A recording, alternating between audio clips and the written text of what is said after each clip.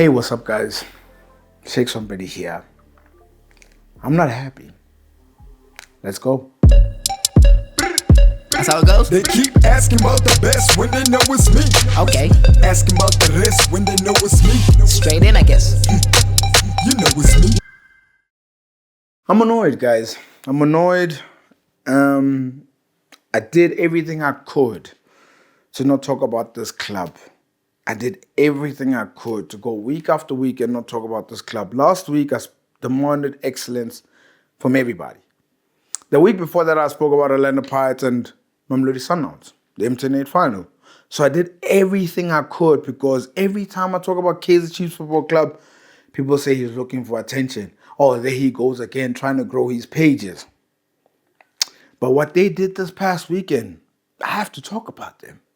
I really have to talk about them because not only was it disappointing, not only was it poor, not only was it not good enough, the way they're handling this Itumeleng Khune situation, guys, is poor, guys. It's not right. It's really not right. I'm watching this and I felt sad. Look, Itumeleng Khune deserves to be recognized, for the achievements that he's done. 25 years at the club, great and all that. But it's like, the way they're handling it is just so bad because not only before the game starts, they make the announcement. And the timing of when they make the announcement is like, how? Now, let's say I wanted to go to the stadium. You didn't even give me time to go to the stadium or to plan. It's last minute announcement. And then on top of that, the guy they're honoring is put on the bench. He's put on the bench. Let me ask you a question. What's Chiefs playing for? What are they playing for? Are they playing for a league? What are they playing for? You at home to Polokwane City. You could have started him. This guy that you're honoring, you give him 15 minutes to play? That's how you treat Itumeleng Khune? Like arguably one of the greatest players, the greatest goalkeeper that's ever played in Mzansi? And then, even more embarrassing, is the fact that after the game, Itumeleng Khune is interviewed and how was that? Great, and I'm happy for him. But he goes on to say, oh no, I'm not leaving yet, and we're just discussing my future, and they're honoring me. Guys, let me remind you guys, Kaizer Chiefs Football Club at the start of the season announced that this is Itumeleng Khune's final season.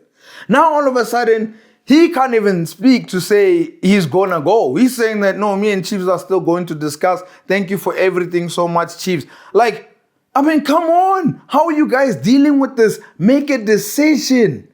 Because he says he can still play until he's 40. It just smells of no leadership. Nothing. All you guys are about is sentiment.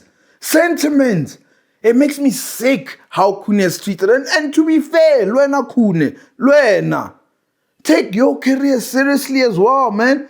Your days of being Kaizer Chiefs #1 are done. It's over. But can you offer something to another club? For sure. But if you stay at Kaizer Chiefs, you're not going to start games anymore, man. You're not going to start games, and I love you. And that's what I'm telling you, because I love you. I would expect my brother to tell me the truth too. If I can't do it anymore, I can't do it anymore. So when I just saw that shebang, I just thought, man, this club, man. I can't wait till the end of the season, man, because I want to see. I want to see what this management does, man, because I'm going to blow you guys out the water. I swear I'm going to blow you guys out the water if you pull another stunt like Molefe.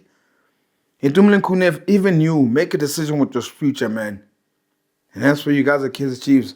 The clock is ticking. A SAFJA member, has an honors degree, YFM sports presenter, and he speaks Spanish. And did you know that this guy works with Jose Rivero, the Orlando Pirates coach? Kamogelo Mogale is in the building. And I asked him, peak Khune versus peak Ronald Williams, who do you choose? Another big guest on Playing the Field with Shakes. Now listen to this one. SAFJA member, honors degree. Wow, he's got an honors degree, very knowledgeable as well. YFM presenter, and I hear that he can speak a little bit of Spanish. Kamogelo Mogale, how are you, sir? No, I'm well in yourself, sir. No, I'm all right. So Spanish is like your thing as well. Yeah, no, I'm currently I think I've downloaded Duolingo, so I'm currently undertaking Spanish language, and I mean what inspired that it's Coach Jose Rivero. I think him and I share that those moments, especially in press conferences, whereby in a bit of Spanish here and there, just to make him loosen up a bit. Okay, so seeing that you the one who's coaching the coach, please tell me something with regards to Orlando Pirates this season, man. It's been sort of a frustrating season for Orlando Pirates. Second is like right there to reach. They lose their last two games. Inconsistent Pirates. What's the problem? Who's the problem according to you, Gum? Well, I think it seems to be Orlando Pirates' problem for recent seasons, whereby they start off with a bang, and then along the seasons they start losing games that they mean that they are supposed to win. They lose and draw here and there, and then you ask yourself, okay, I mean, you've got the players, you had the great performance. How did you lose that game? For example, the game that they played against Stellenbosch FC at home, Orlando Pirates led that game, I think 2-0. And then I don't know for what kind of reason that the lapse of concentration made allowed Steelers to win that game 3-2. And then you ask yourself how, so I think that's the story of Pirates. They start off in a bang, and then along the season, lose about draw here and then they start picking up again at the later stages of the season, which now becomes a problem whereby right now, they're looking at the points that they should have secured for them to actually challenge Mamelodi Sundowns. No, 100%. I mean, you speak about the inconsistencies. Now, the question I have for you is, who's to blame for it? Are we looking at the coach? Are the players taking it not so seriously, or they can't maintain a level of form for 10 months? Who do you blame in this situation? Because it's season number 2 now, where they're possibly going to finish 20 points behind Mamelodi Sundowns again. Well, I think at this point in time, it has to be a collective effort. I think another problem in South African football fraternity, whereby now everything points to the coach. But I mean, even legends themselves, football legends, have been saying that, okay, fine, the coach can come up with a plan, but we no longer have those players whereby battering, the coach's plan is not working.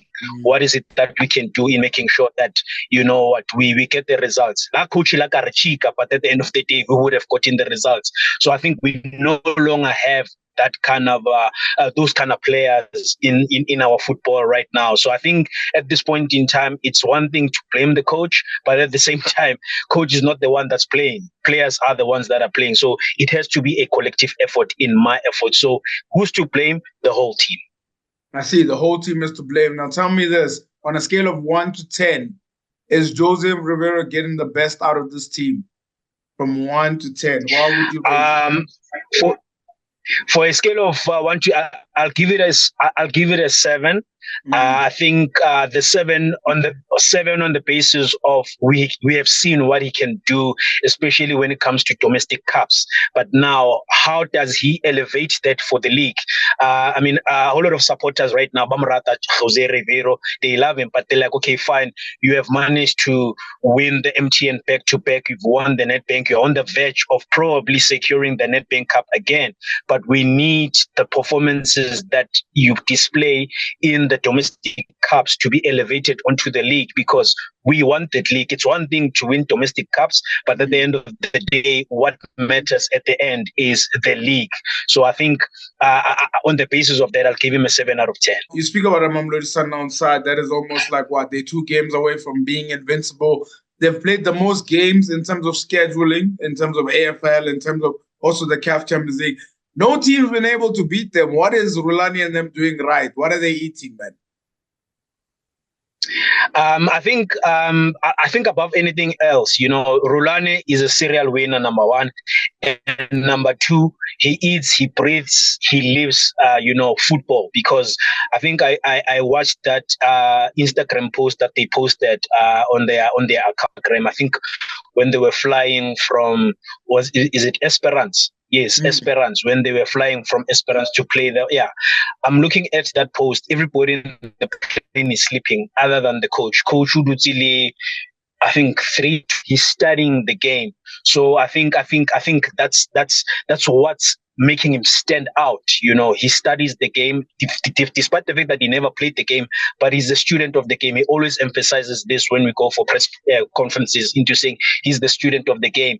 And I think the leader that he is, despite the age, because we do know that some of them are older than him, like your Dennis Onyango, but the leader that he is, it makes him, lovable. Hence, the players, when they play for him. Above anything else, okay, they need to play for the Bay, the Sundowns, and go for all those records, but they play for him, which speaks about the relationship that he has with his players. So I think for me, that alone speaks volumes. Hence, they are able to break records week in and week out and be where they are at this point in time. Now, you speak about Rulani in glowing terms, and it's definitely deserved, especially if you're about to go unbeaten within the league in the season. Do we have any other coaches like that at other teams? Like, do you look at other coaches, do you look at other teams and think to yourself, wow, they must be students of the game like this guy? I think for me, you have a coach like Kevin Hunt. Kevin Hunt is that kind of a coach. He's a serial winner. I mean, we do know what he used to do with SuperSport when they won the league 3 times in a row. And then, of course, I mean, we do know that he went to coach other teams, and things haven't been as glorious as they can be for him. But also, you need to look at the fact that as coaches, they need to evolve themselves. When you look at a coach like Kevin Hunt, for me, if he has, the caliber of players that he needs at his disposal, if he does have the resources, then I do believe that he can achieve the very same fate that he used to achieve with SuperSport back then. So for me, you look at a coach like him, and I do believe that you look at how he performed while he was the coach of Kaizer Chiefs. He did not have all the players, he was not able to sign.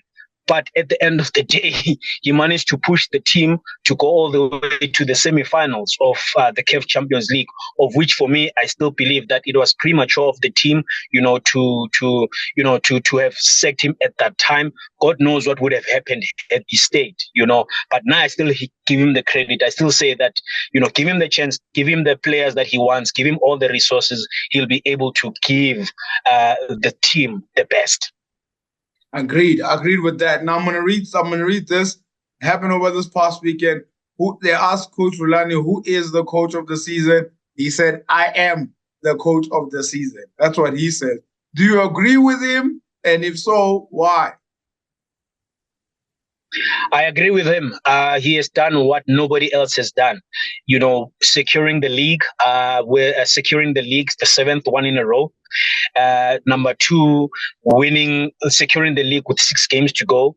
Number 3, still undefeated, having played so many games, more than anyone else. He might cry off fatigue and everything like that, but the relationship that he has with his players, the leader that he is, the serial winner that he is, the student of the game that he is, for me, he is the coach of the season, no doubt. No doubt about it. Now, Kaizer Chiefs, man, this past weekend, they were celebrating Itumeleng Khune. At the start of the season, this football club said he's going to leave. It's his final season. And then during the celebration that happened over this weekend, Khune says he can still play for a couple of more years. And it wasn't a goodbye. It was more of a celebration. Are you happy with how Kaizer Chiefs have handled this thing with Itumeleng Khune? Well, we might have our own personal views on how we view the whole thing, but at the end of the day, we still need to celebrate Itumeleng Khune, irrespective of how Kaizer Chiefs have been doing. We need to celebrate him. 25 years being in the same team. He's been there since he was 13, and right now is 35. 36. For me, it's something that we need to celebrate, irrespective of the fact that we know how things have been with the team, as well as Itumeleng Khune, him being suspended and. But I do believe that for me, for Itumeleng Khune to retain the Mzansi's best, we knew him as Mzansi's best or Mzansi's number 1. I do believe that we should have, Kaizer Chiefs should have let him go, while they still had the chance, and they handled it the way they did. And there's nothing more we can do. There's nothing more we can say. But nonetheless, we still need to celebrate, his service of towards Kaizer Chiefs 25 years. For me, that speaks volumes alone. Are the days of Itumeleng Khune being Kaizer Chiefs #1, are they over, according to you? Yeah, man. I think it's a beginning of new. And in other sporting codes, we can see, end of an era, a beginning of a new era. So I think at this point in time, it's safe to say, I think at this point in time, he just needs to consolidate where he needs to consolidate. For me, in order for him to. I think Barry, even good dancers know when to leave the stage. I think at this point in time, it's safe to say that, for me, for Itumeleng Khune to still maintain, the caliber of player that he is, he needs to shy away from Kaizer Chiefs, probably go to another team. I don't know which team will that be, but go to that team maybe for like 2 seasons or so, and then wrap it up if he has to wrap it up. But we do know that goalkeepers can go beyond the age of 40. Itumeleng Khune, the best to ever come out of South Africa, true or false? The best, I would say, one off, because there's a whole lot of goalkeepers that we can mention in there. Right now, we're talking about Ronan Williams doing doing things that no one else has done. So he's one off. You can't necessarily say that he is the solely one. So he is one off. Oh, so let me ask you this question then: if your life depended on it, peak Khune against peak Ronan Williams, who starts for Kamogelo? For me, peak Ronan. Wow, really? Start for me. Yeah. Oh, why would you say that? Why would you put Ronan Williams that high? Because obviously a lot of people have been in love with the Itumeleng Khune. What's your reasonings for picking Ronan Williams? For me, Ronan Williams, one of the underrated goalkeepers that we've had. I mean, especially his time at SuperSport. There's something that a whole lot of people missed, in terms of what is it that he can deliver, what it is that he can pose, So for me, what he's doing right now at Mamelodi Sundowns, it's something that he used to do go SuperSport. Though probably at that point in time, of course, we could not, see the best out of SuperSport, because of we see where they let go of great players go to Mamelodi Sundowns. Probably Lena, he himself. That's why to saying, in order for him to realize his bestest potential, is for him to shy away from SuperSport, of which it's something that he has done. That's why I'm saying as well, now Itumeleng Khune, I still rate him highly. For him to still maintain, the stature, the caliber of player that he still is, I still believe that he needs to shy away from Kaizer Chiefs. You can still see the best out of him in another team. So it's the very same thing, Ronan Williams as well. I take it Ronan Williams is your football of the season.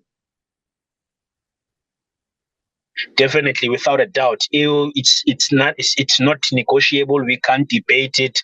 We have seen what he has done. Currently, if we count game Saturday, that's 15 clean sheets in the league. And he's not only just a goalkeeper. He's a playmaker himself, because the line of defense starts with him. You can see, how he marshals his defense in making sure, play from the back and let's build up and go at the front and be able to find the likes of Shalulile, the likes of Ribeiro Costa, the likes of Allende to be able to finish. So for me, what he has done for both national team and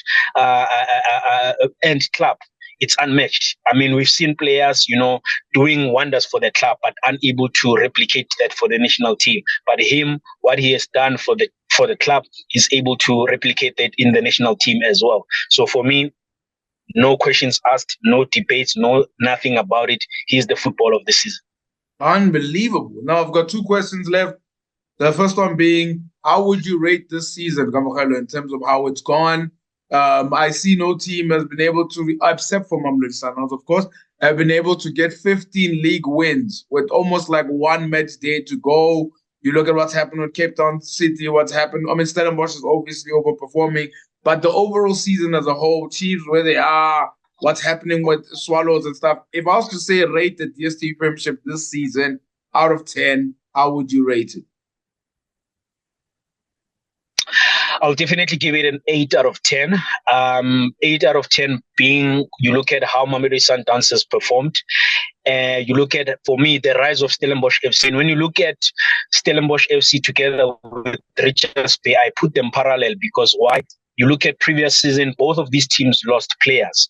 Stellenbosch FC, irrespective of the fact that they lost a player, they still managed to put in the necessary performances. They secured a top 8 status at the end of the season and just grew from that and look at where they are right now, as opposed to what we're seeing with Richards PFC. They lost a player and everything just went, on a decline for them. And one would have thought, if Stellenbosch can do it, Richards Bay can also do it and try and do it. Unbelievable. Okay, it's been a very dramatic season, that's for sure. The final question I have for you, man, no wrong answers. You answered the way that you'd like to answer it.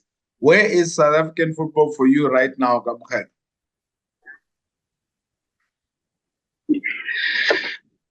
For me, South African football, I think we've taken a step back, as opposed to taking a step forward. I think, in fact, we have taken 2 steps forward and 8 steps back because of a whole lot of things are in order in terms of, building future stars. I still ask myself what happened to the School of Excellence, because that's one of the schools that, gave birth to the likes of your Stephen Pinars of this world, your Penny McCarthy's, and a whole lot of players, So for me, I do believe that we need to fix our development structures. Okay, fine. We do see that we do have your DDCs, trying to play a role of some sort, but I still believe that, development structures, and for me, you look at how, especially when you go to the national team as well, that era, Sheiks Mashaba.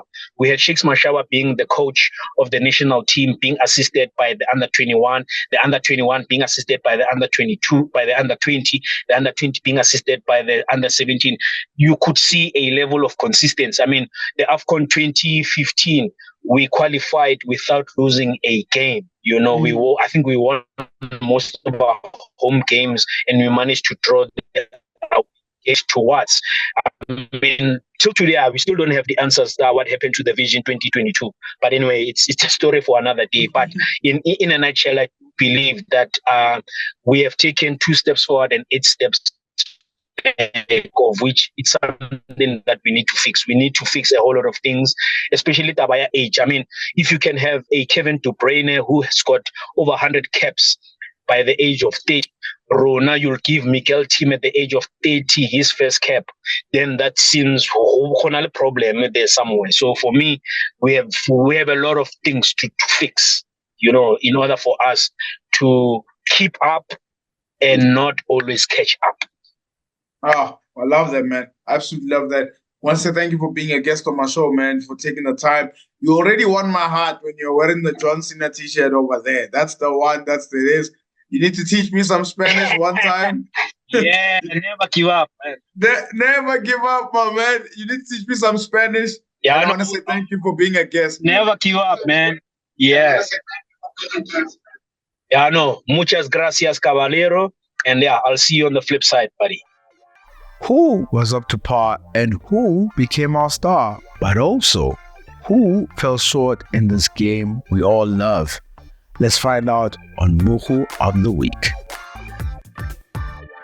The star of the week goes to a Mamelodi Sundowns player against Stellenbosch. Guys, I tell you, Sundowns don't even look like they're getting tired, whereas when I look at everybody else, you can see they can't wait for the season to end. Sipho Mbule, man of the match performance against Stellies. Quality just needs a little bit of consistency.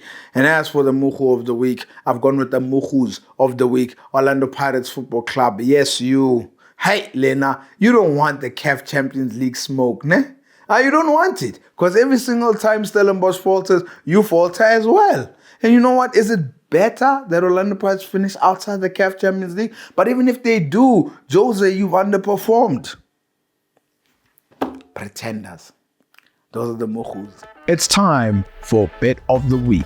Get ready to win big by placing the right bets on the right games.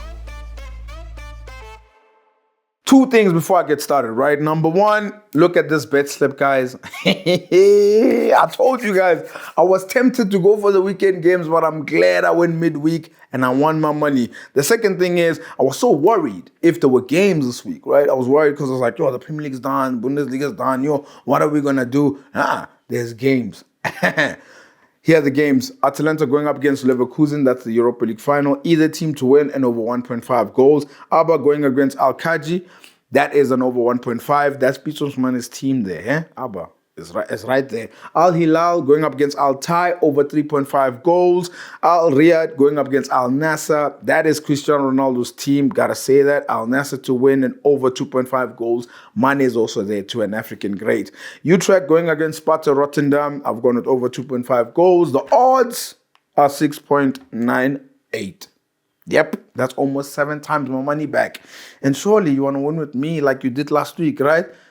Gotta just click on the link below. Remember to practice responsible betting at betway.co.za. So, Vele, the Premier League is done. But not the best league in the world. The DStv Premiership tonight and this weekend, that's still playing. And also, guys, would you like for me to give you guys some Betway bucks? Let me know in the comments. Don't forget to like, subscribe, and hit the notification bell so you're notified for future episodes.